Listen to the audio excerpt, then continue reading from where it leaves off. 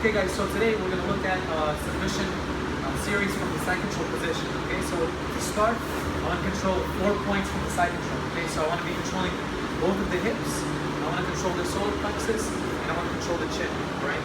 If I lose control of one of those things, there's a risk of him escaping, but sometimes it's going to happen. I need to take a risk to make a movement. So don't be too focused on always controlling every point, because then the game is not going to evolve and it's going to be very hard to actually get a submission. So it's okay to risk, but try to keep that in your mind. If you feel I'm moving too much, try to see which control point you need to control again.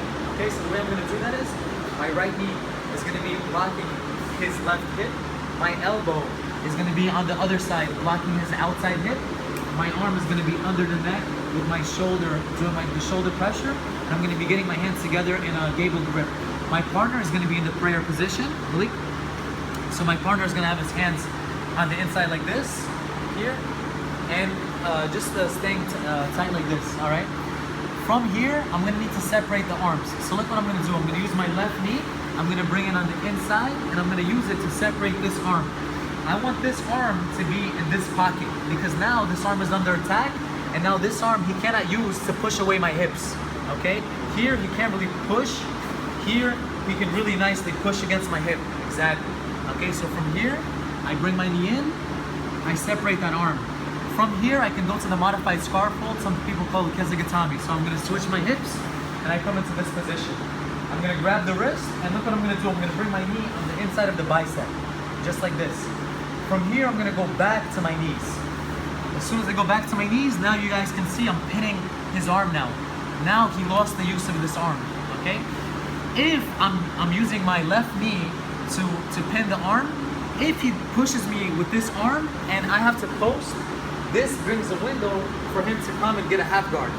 So this pin is good, but I want to switch my legs. I'm going to do my windshield wiper that we were doing in the drills before.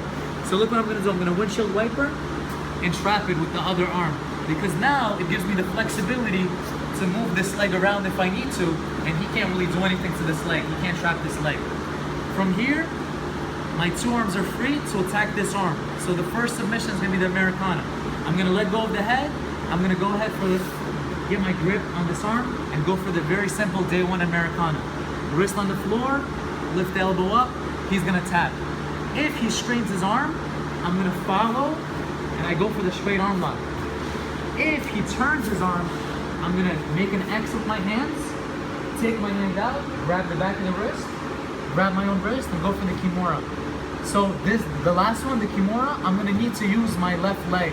I'm going to step, lift this back off the mat, and I'm going to put this arm behind his back to finish with the Kimura. So one more time, from the beginning. We're going to start here. My left knee comes on the inside, and I separate the arm.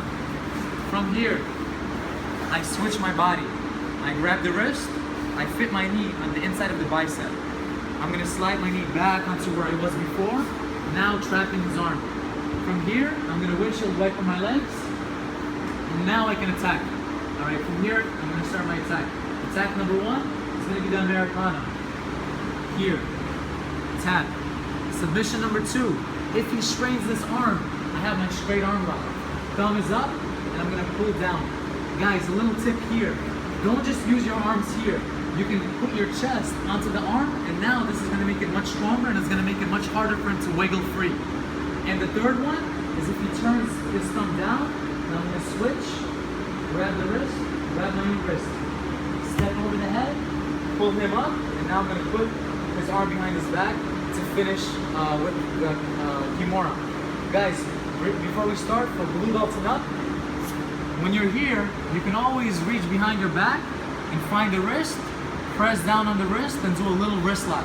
Very sneaky, and sometimes you'll surprise an opponent with this submission. So sometimes while I'm going here, and he's defending this arm so much, he forgets about this arm, I reach behind my back, whoop, I make him tap. Just be careful because it comes on quick. So, person on the bottom, just be aware of that, all right? Any questions, guys? Good?